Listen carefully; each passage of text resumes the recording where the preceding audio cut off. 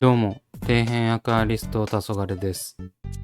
皆さん、アクアリウムで失敗したことってありますか？自分はあまりにも失敗すぎて、一個一個の失敗を思い出すことはできないんですが、アクアリウム歴3年間で失敗した経験は数えきれないほどです。その中でも結構へこむ失敗をたくさんしてきました。下手するとアクアリウムやめてたかもレベルのものもありましたが、こうやって動画投稿を続けることでなんとか持ち直すことができています。そんなアクアリウムで失敗した経験なんですが、珍しく失敗した体験談を語れる映像がいくつかあったので、今回はその失敗エピソードを実際の映像とともにお見せしていきたいと思います。個人的にどちらもだいぶへこんだ失敗なので、せめて笑ってやってくれると幸いです。それではまず最初の失敗から。その失敗を語る上でまず紹介しなければならないのがこちら。どうやら何かの缶詰のようです。察しの言い方ならわかると思いますが、これブラインシュリンプの卵なんです。普通皆さんが見るブラインシュリンプの卵って西堂とかテトラの小分けにされたやつですよね。ただあれって 20g で600円ぐらいするとてつもない割高商品なんです。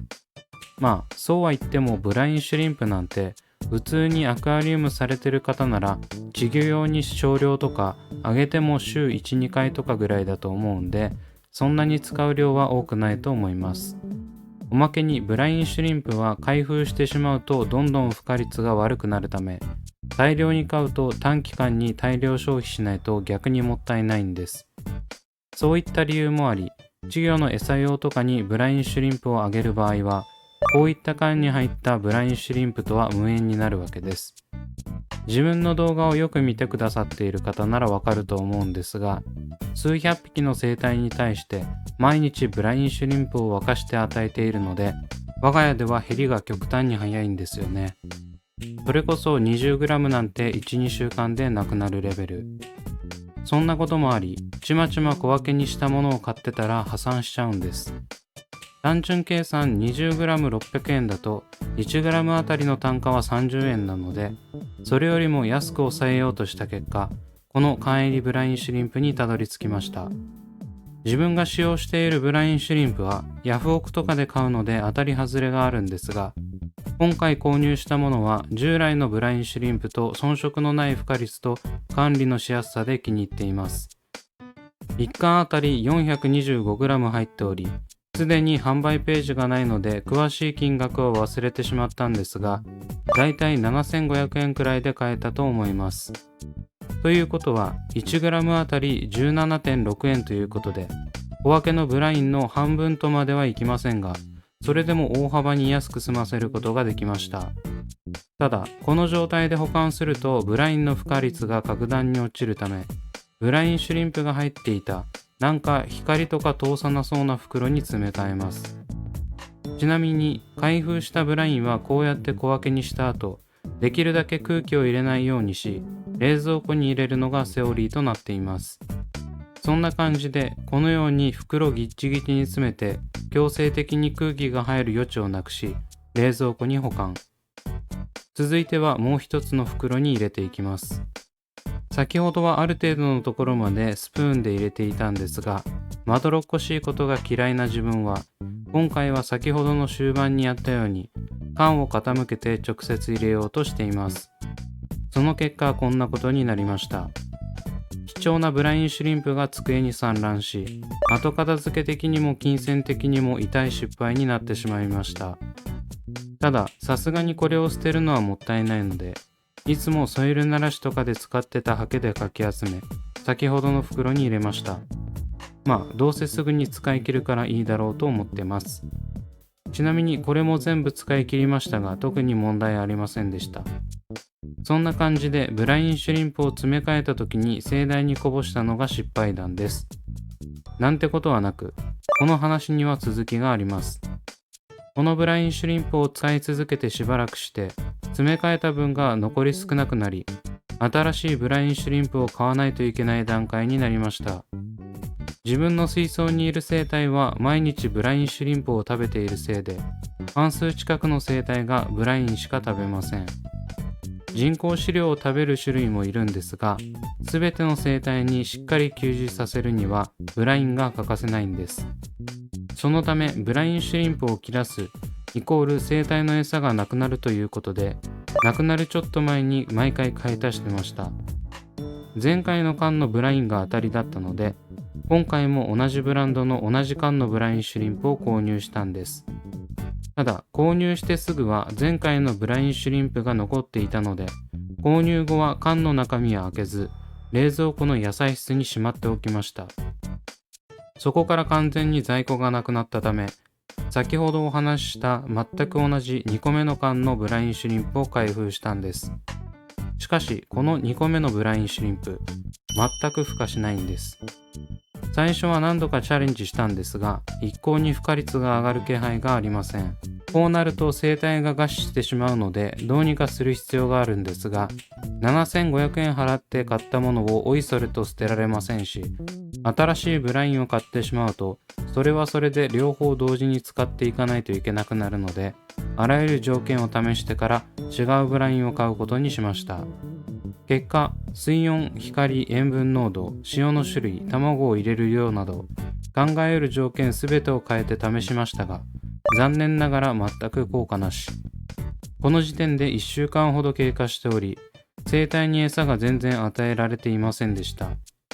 この時の焦りで Twitter でも少し愚痴ってしまったんですが、ここまでやってダメなら卵の方に問題があるだろうということで、急いでホームセンターで小分けの割高ブラインシュリンプを購入。その日のうちにセットし、翌日見てみると問題なく孵化しました。これで完全に2個目のブラインシュリンプ自体がダメなことが確定してしまったわけです。正直同じブランドの缶だったので大丈夫だろうと油断してました。もしかしたら冷蔵庫に入れて保管していたのが悪かったのかもしれませんが、さすがに1個7500円がバーになるのはきついので、今後この缶を買うことはないでしょう。孵化しないブラインシュリンプを持ってても意味がないので、結局あれから一度も使うことはなく、425g7500 円のブラインシュリンプは全て捨てる羽目になりました。さすがにこんな博打は二度とできないので、現在は 100g 程度に小分けされたものを購入するようにしています。ただ、今でもなんで孵化しなかったのかはわかりません。自分の保管方法が悪かったのか、はたまた古いブラインシュリンプの卵を送られてきたのか、真相は神のみぞ知るところ。まあ、ヤフオクなんて怪しい出品者もゴロゴロいるんで、そんなとこで買う自分が悪いんですけどね。というわけで一つ目の失敗談は、一発7500円の博打に負けましたという話でした。続いての失敗はこちらです。皆さん、これが何かわかりますか？なんか海苔みたいな色してますよね。実はこれ、プレミアムモスなんです。プレミアムモスといえば、モス系の中でも抜きん出て高いことで有名な、いわゆる高級モスです。メルカリなどのフリマサイトでさえ、500円玉程度の大きさで1000円もするんだからビビります。そんなプレミアムモスなんですが、実はフリマサイトで有料出品者にあたり、比較的多くのモスを安価で手に入れることができたんです。その方はだいたい3000円くらいで出品されていたんですが、一度買ったそのプレミアムモスの量が想像以上に多く、普通に買うよりとんでもなくお得でした。それに味を占め、再度出品された際に複数出されていたものをすべて購入したんです。確か合計4個分購入していたので、3000×4 イコール12000円分のプレミアムモスを買ってました。そこまでは良かったんですが、到着してすぐにそんな大量のプレミアムモスを処理することができず、いつものダイソーのガラスポットに水を入れ、そのままドボンさせてたんです。それからどれくらい経ったか忘れてしまったんですが、多忙なこともあり手をつけていなかった結果、気づいた時にはこんな色になってました。その時のことは鮮明に覚えているんですが、ポットを開けた瞬間に水草が溶けて時間が経ち、腐った時に放つものすごい異臭が鼻をつき、すぐに水道水で洗い流そうとしました。ただ、なぜかそのプレミアムモスに水道水をぶち当てると、水が泡立って匂いが余計強烈になるんです。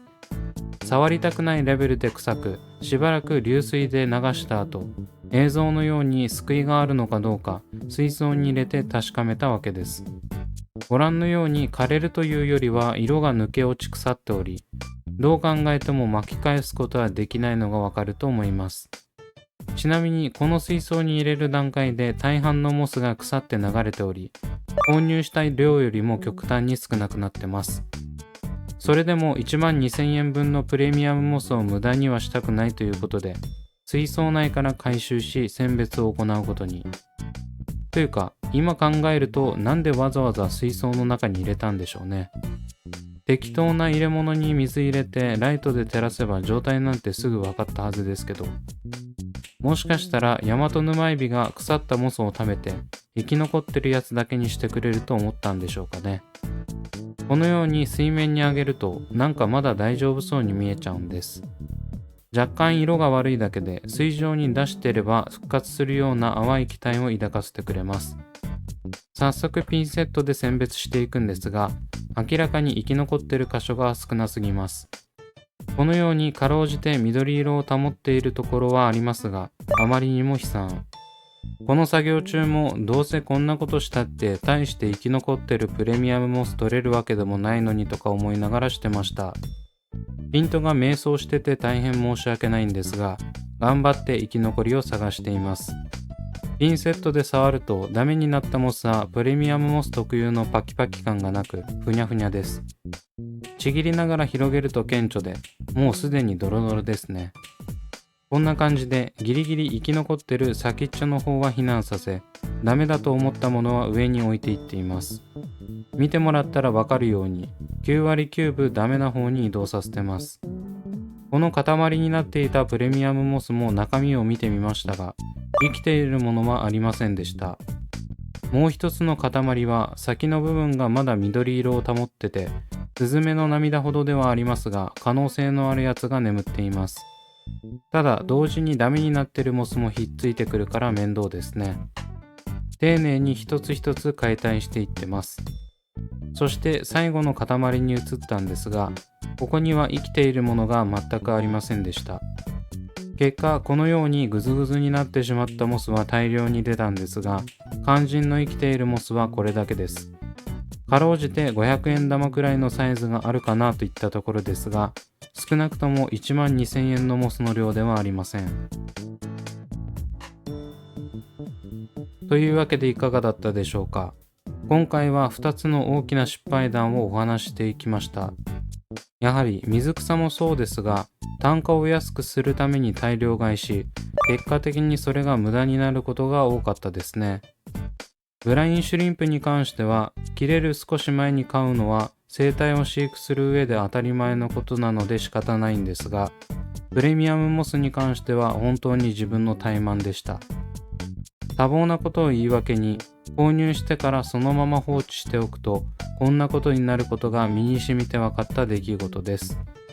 正直プレミアムモスがダメになった時はブラインシュリンプの時よりもショックで、立ち直るまで結構時間がかかりました。ストレスという意味ではブラインシュリンプが勝りますが、金額的にも自分の落ち度的にもプレミアムモスの方がダメージが大きかったですね。皆さんはこんなことしないと思いますが、くれぐれも購入した水草を放置せず、餌などは信頼できる場所で購入しましょう。ちなみに自分もアクアリウムでこんな失敗したことあるってエピソードがある方は、ぜひコメント欄で教えてください。というわけで今回はここまで。Twitter と Instagram もやっておりますので、そちらも見ていただけると嬉しいです。それではご視聴ありがとうございました。